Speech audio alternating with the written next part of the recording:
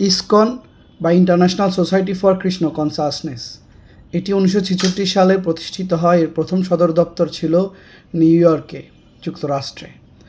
এটির বর্তমান সদর দপ্তর ভারতের পশ্চিমবঙ্গ রাজ্যের মায়াপুরে, যেটি নদিয়া জেলায় অবস্থিত।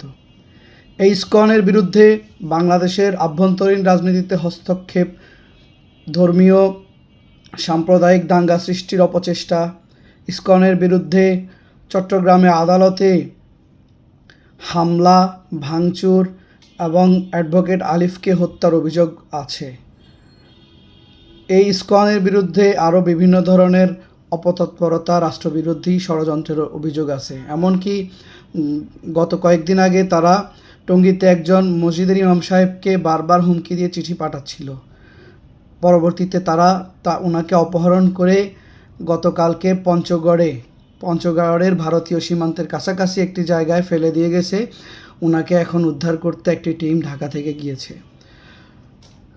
এই ইসকনের কত বড় সাহস! বাংলাদেশ এত কোটি কোটি মুসলমানের একটি দেশে বাংলাদেশের একজন ধর্মীয় ইমামকে, মসজিদের ইমামকে তারা অপহরণ করে এবং ভারতে নিয়ে যাওয়ার চেষ্টা করা হয়। ভারতীয় সীমান্তে অর্ধমৃত অবস্থায় ফেলে দেয়।